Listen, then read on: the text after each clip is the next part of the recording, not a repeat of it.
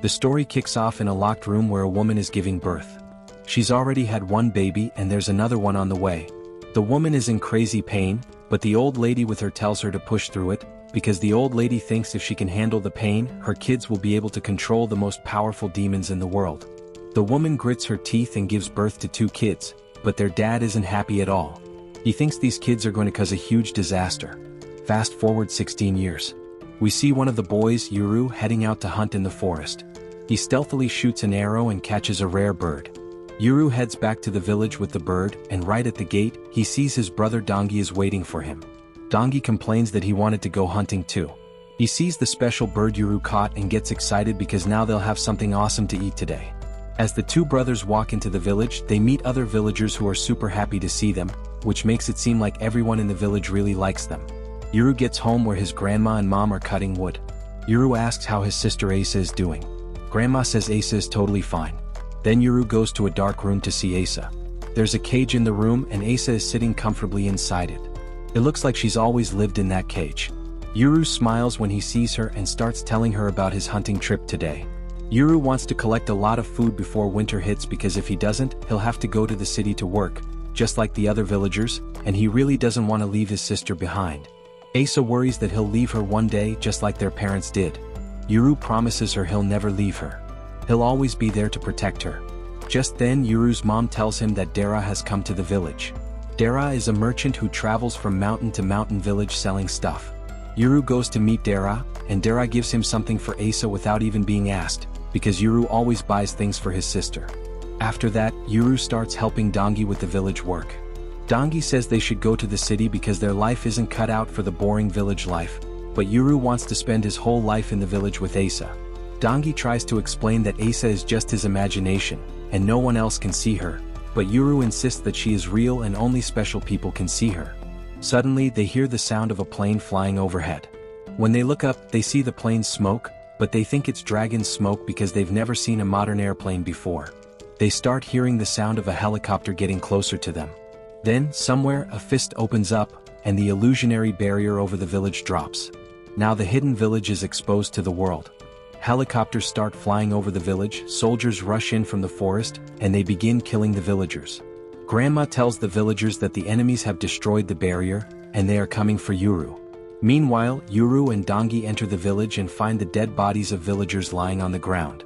They panic and immediately run towards their house. On the way they spot 2 soldiers. Yuru shoots them down with his arrow without a second thought. Then they see helicopters hovering over their house. So, Yuru takes Dongi to a spot where there are statues on the left and right. There's a secret shortcut to his home. They enter the secret passage and start moving towards their house. In the meantime, a girl named Gabby lands in the village from a helicopter. A bunch of villagers stand in front of her with weapons, but she's not scared at all. She moves her hand in a strange way, and an invisible force starts killing those villagers. It looks like something is eating them, their bodies are disappearing right in the middle. After taking out the villagers, Gabby calls the soldiers and tells them she has cleared the area. She tells the soldiers to enter the village, but she gets no answer because Dara has already finished off those soldiers. Even after fighting them, Dara remains totally calm as if this is nothing new for him. He calls a person named Hannah and tells him they need to change their location because Asa has reached this place. Asa has grabbed Grandma and has reached the spot where the other Asa is kept in the cage. She blasts a power at the caged Asa, causing an explosion in the cage and Asa falls to the ground. Yuru arrives there just then. He sees Asa lying dead near the cage and the strange girl is claiming to be Asa. Yuru doesn't believe her. He angrily tries to shoot an arrow at her, but Asa uses her power and there's a blast. Meanwhile, Dara is fighting the soldiers and moving towards Yuru's house. He tries to get there while avoiding the helicopters. He runs into Gabby. Gabby tries to kill Dara with her power, but Dara avoids her attack because he can see her invisible power. He throws a bomb at Gabby and escapes as it explodes. At the same moment, the item Dara gave Yuru falls from Yuru's chest. The item lands on the dead Asa's blood, and the blood takes on a human shape and grabs Asa. Grandma immediately tells Dara to grab Yuru and run. Dara quickly picks up Yuru and starts running away. The soldiers see him taking Yuru and chase them with helicopters. Dara comes out of the secret tunnel with Yuru, but the soldiers start shooting at them so they have to hide behind a wall. Dara worries the soldiers will reach them soon. He sees Yuru crying, grieving his sister's death, and completely confused by everything that's happened.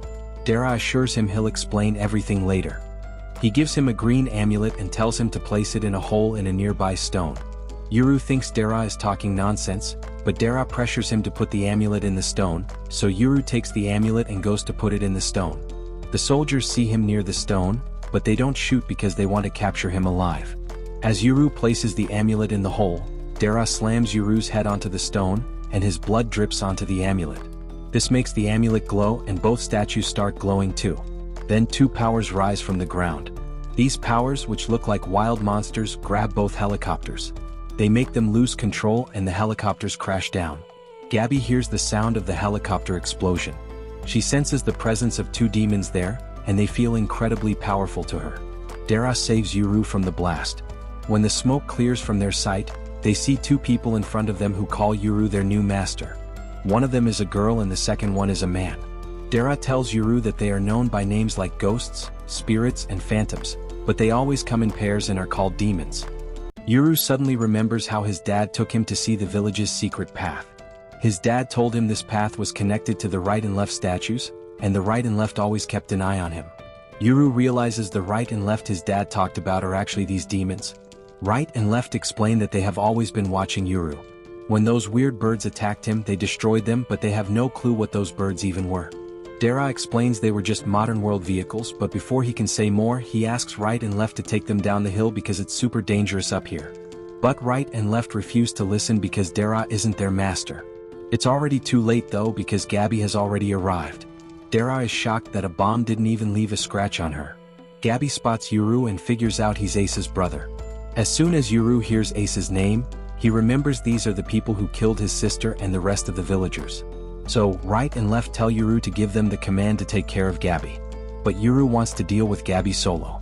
He asks left and right to stay out of the fight and instead take the remaining villagers to a safe place. Meanwhile, Asa frees herself from the other Asa. She slams Granny against the wall and says she'll never forgive her for hiding Yuru from them. Then she leaves to find Yuru. As soon as Yuru gives the command, Right takes a huge leap and goes to save the villagers, while Left delivers a powerful kick, sending Gabi's demon flying away from her. Yuru then shoots an arrow into Gabi's leg. But before Yuru can fire another arrow, Gabi's demon grabs her in its mouth and carries her far away. Yuru chases after her. At the same time, Right is trying to save a girl. She's unconscious. When she wakes up, she can't see Right. So Right suddenly appears in front of her, which makes the girl pass out again. Right takes her to the place where he's kept the rest of the villagers. When he steps out of the house, he sees Asa running. Asa can see him, she attacks him with her powers, but Right sends the attack right back at her with a sound from his mouth. Asa handles the counterattack, but she doesn't have time to fight Right, so she runs off to find Yuru.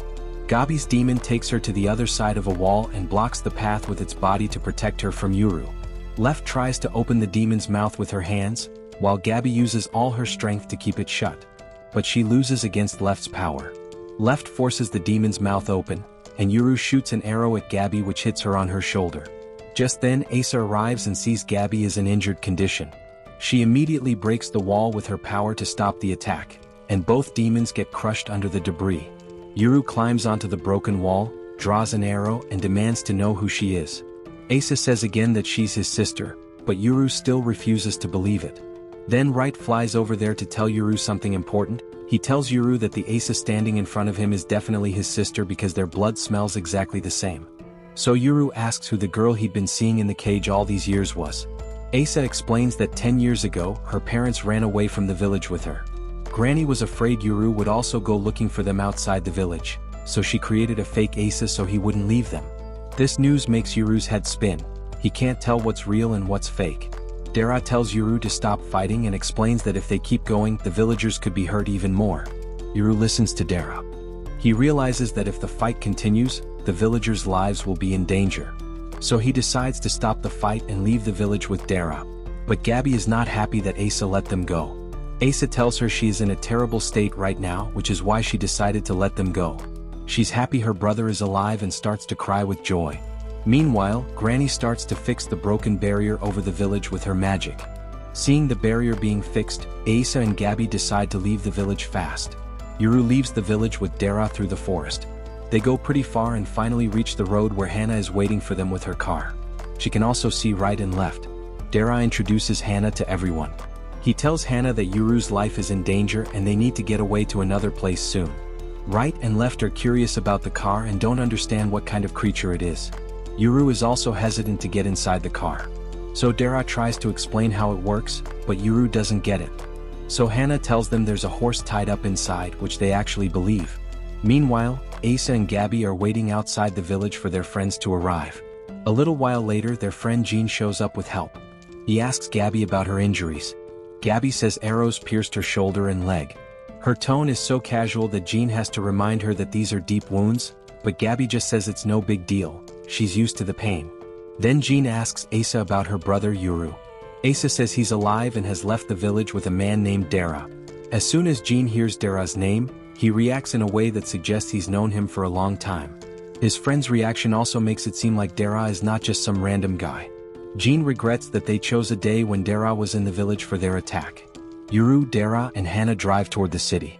Along the way, Dara tells Hana everything about the fight in the village and what they did. Hana gets angry that this time those people even brought soldiers with them. Dara says they've been spotted and he'll have to change his face and live somewhere else now. Just then, right and left feel a demon coming up behind them. They tell Dara and the others, who think a new fight is about to start, but right and left say the one following them is their friend. A woman sitting on a white horse files up near their car. She talks to right and left like they're old pals. Right says their new master is one of the two kids who separate day and night. The horse demon thinks this won't be easy for them. She asks what they plan to do next. Right says they've decided to hide in some village for now, and the horse demon disappears after saying goodbye to them. Dara and Hana go wild over the horse demon. Yuru asks what's so special about her. They scold him and tell him she's like a god, ranked way above other demons. They explain to Yuru that demons are divided into many categories. Some are like gods and good spirits, and others are evil spirits who bring luck or bad luck to their masters. Asa and Jean start taking Gabby back with them. Asa says it's her fault Yuru escaped, and the old man will punish her for it. But Jean reassures her that the old man will just be happy to hear that Yuru is alive. Yuru travels with them until night falls. In front of him, he sees the city glittering with lights. He'd never seen anything like it before, and his eyes started to sparkle with curiosity. They stop at a shopping spot to buy some stuff. Hana gets some clothes and food for Yuru, and she tells him to change so he can easily blend in with the surroundings. Dara buys slippers for Yuru, and Yuru notices that Dara has totally changed his look like a mafia boss. Then he sees the food and he's never seen food like this before, so he feels like he's looking at the most luxurious food in the world. But Yuru can't open the food packaging, so Hana opens it for him. Yuru takes the first bite of the food and finds it super delicious. He wishes his sister Asa could taste it too. Meanwhile, left and right curiously start asking what kind of place this is. Dara explains that this is a place where people can stop for food, water, and other facilities. Dara suggests they go inside the restaurant to eat something, but left and right decide to stay put with Yuru, so Dara and Hana head into the restaurant for a meal. Hana asks Dara where he's planning to take Yuru now, as he has absolutely no way to go back to the village. Dara says those people saw his face, so he needs a new place and Hana will have to help him because they are from the same village. Hana reluctantly agrees to do whatever she can, so Dara asks her to marry him. Hearing this, Hana flips out at him, but Dara clarifies that he's asking for a fake marriage so society doesn't suspect them. But Hana is still not ready for this fake marriage. She suggests that she can stay with them as Yuru's sister. Dara explains that if they do that, the ladies nearby might start gossiping too much about this kind of family, and such rumors could negatively affect their mission. Hana has to give in and agree to become his wife, but she's not happy about the decision at all. On the other side, right and left are searching for the horse inside the car. They can't figure out where they kept the horse. Yuru apologizes to them for eating all the food alone and not leaving anything for them, but they tell him he doesn't need to apologize because they don't need to eat. Then Yuru asks them about his past. He asks for information about himself and his sister Asa. Right and left say they don't know much because they had been sitting as statues at the village gate for 400 years, but they had seen him passing by with his parents many times.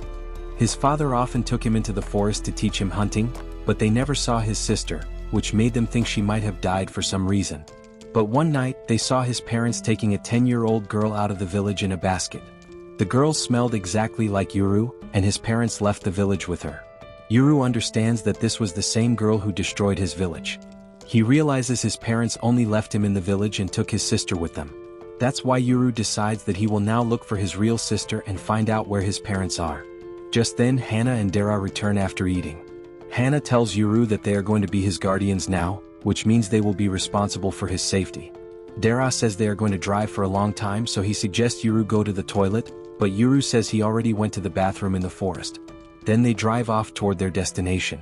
On the way, Dara tells Yuru that the people who attacked them were from the Kajimori clan. They are also from the same village. They were all allies before, but they chose different paths due to some ideological differences. Meanwhile, in a deserted building in the city, we see a girl running for her life. She is trying to escape from someone. The girl rushes into an elevator to get away from the man, but just as the elevator door is about to close, the man stops the door. The man gets into the elevator. The man pulls out a big knife and starts approaching the girl with the intention of killing her. The girl is very scared at first, but then she suddenly transforms into a demon. It has a huge mouth and completely engulfs the man, eating him clothes and all. The demon's master, Jean, calls the real girl and tells her that he has dealt with the man who was chasing her and now he will never follow her, so she can easily go back to work. Then, as the demon is coming out of the elevator, a girl sees it and gets extremely scared. Jean realizes that the girl can see the demon, and after that, God knows what he does with her. Yuru is worried that his grandmother sent him out of the village for his safety, and yet some people want to catch him. So he asks Dara what is so special about him that so many people are after him. Right explains to Yuru that the birth of both siblings is considered a big sign for the destruction of the world. This is because 400 years ago, a brother and sister like them were also born who divided the night and day. After their birth, devastation spread in the world, wars broke out everywhere, and the world was divided, which is why they are considered so special.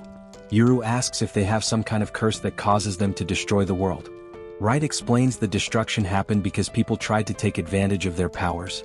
Yuru says he doesn't have any powers, he's just an ordinary boy. So they explain to him that he has the right to gain power, and his sister Asa has already used that right to gain power. Right says Asa has the power of breaking. She can use her power to break even the strongest things. Left says the other part of the power is seal, which can be used to close and join things of any kind. Hana wonders what will happen when both powers collide, but they don't know about it because both powers have never been acquired together until today. Yuru starts thinking about how Dara used to get in and out of the village despite the barrier over it. Dara explains that he had to use a special route with many twists and turns. Sometimes people would wander and cross the village barrier and enter, and Yuru's mother also wandered into the village once. Yuru remembers his mother telling him that she came from outside the village and that she had said she would take them out with her one day. After traveling all night, they stopped the car near a city. Yuru uses the toilet and all its modern facilities. He comes out after using the bathroom and feels like he has won a war. Then Yuru starts walking around the nearby area with Right and Left. They see many tall buildings around. Right and Left think they are castles of a king where kings rule, but Yuru tells them he was told that these are ordinary houses for ordinary people. Thousands of people live in one building, enough to house an entire village. Seeing so many people around, Right thinks they must be in Tokyo, the country's capital, and that they shouldn't have any difficulty hiding Yuru here. Yuru says they are not in the country's capital but in a city named Guntama. Yuru feels that with so many people around, he will have to find his sister and family himself. He can't trust Dara and Hana because they are with the same people who kept him in the dark for so many years and tried to keep him inside the village with the help of his fake sister. But he also doesn't believe that the girl is the real Asa. After talking, Yuru goes back to Dara. Dara tells them Hana has found a place for them to stay, and now they won't have to live in the car. Yuru gets curious about the phone in Dara's hand and asks how he talked to Hana with this device. Dara tries to explain how this device works, saying it sends letters and messages with the help of signals, which makes them think they have understood how the phone works. Dara brings Yuru along to this building where he's gonna live now. Yuru had literally never stepped foot inside a building before, so he's super hyped to see what it looks like inside. He goes in and is totally blown away by everything. In Yuru's room, they had laid out tatami mats, and since in Yuru's village, mats were only ever used for special people or special occasions. Seeing so many mats in his room made Yuru think he was living a seriously luxurious life. Just then, Yuru hears footsteps and he sees a dog and a cat who smacks his cheeks. Yuru screams in pain and Right and Left burst into the room when they hear him. They tell Yuru to bow to the dog and cat because they aren't just regular animals, they're demons just like them. Hana tells him they're her demons, named Zenko and Koro. Yuru still can't believe they're demons and not just normal pets, but then they beat him up one more time and he finally gets it. they're definitely not ordinary animals. After that, Hana puts her family's name tag on the apartment wall and tells Yuru he has to start using the same last name now. Yuru is shocked that they have a luxury like a last name because everyone in his village only has one name, and he thinks he might have been rude to them. She explains that having a last name is super common in cities. Then she fills him in on the rest of the city rules, like how he can't hunt here like in the village and he needs a license to drive. Meanwhile, Asa is meditating to get better control of her powers. She focuses and peels the skin off an apple peel sitting on a distant rock using her power. But when she amps up the power and attacks, it misses and hits some random spot instead. Just then, Ganjo and Jean come to meet her. Asa apologizes to Ganjo for trashing his land again, but Ganjo says it's no big deal. He tells Jean to clean up the damaged area, and Jean has his demon clean up the place. Afterward, they go inside the room to see Gabby. Ganjo says he brought a gift for her and Asa asks if Gabby wants to eat some apples. Gabby says she loves to eat it. But they don't have a knife to cut the apple, so Jean pulls a knife out of his demon's mouth and gives it to them. Then, Ganjo tells Asa the news of her and her brother leaving the village is going to spread everywhere, so he advises Asa to stay right there with Gabby. Ganjo says he tasked Jean with finding her brother Yuru, but Jean says he's never actually seen him. So Asa draws a picture of Yuru for him.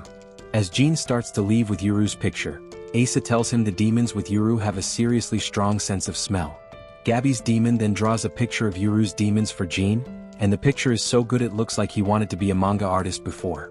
Dara shaves off his entire beard to change his look, but Hana doesn't like his new style. Dara asks where Yuru went, and Hana says he went to explore the city with right and left. Yuru stands on a building with right and left, looking over the whole city. The city seems huge and he starts to worry that he'll never be able to find his sister. Then it hits him. Right and left can sense other demons, and with their sharp sense of smell they can find a human who smells like his blood. So he tells them to search for a place with lots of demons and the smell of his blood. Right and left immediately understand Yuru's plan. They quickly grab Yuru and start flying up into the sky. They fly around above the city, and when they sense a spot with tons of demons and Yuru's blood scent, they land there with Yuru. They tell Yuru they can sense his blood scent and demons in this place. Right smells Yuru's blood coming from the parking area, so they go inside. There they spot Jean and his companions. Yuru hides with his demons and starts watching them. Then he sees Asa, and the moment he does, Yuru completely loses it. He pulls out his knife and runs toward Asa to attack her. But then Jin's demon traps him in its mouth. He shows Yuru a bottle of Asa's blood and explains that he knew Yuru's demons have a strong sense of smell, so he set this trap to catch him. Meanwhile, Hana and Dara are getting worried about Yuru not coming back. And because Yuru isn't a national citizen of Japan, they're worried if he gets hurt, he won't have any insurance cover, and they'll have to pay the entire medical bill. So Hana immediately sends Zenko into the city to find Yuru, and the cat starts tracking Zenko's location like a GPS on the phone. After a little while, Zenko reaches the city of Tokyo while searching for Yuru, and Dara realizes he probably went there to find someone for a specific reason. Yuru tries to cut the demon's teeth with his knife to free himself from its jaw, but the teeth don't even get scratched. Then Jin's companions tell Yuru's demons to come out. Right and left notice their enemies don't have weapons to fight, but they have 5 or 6 demons just like them.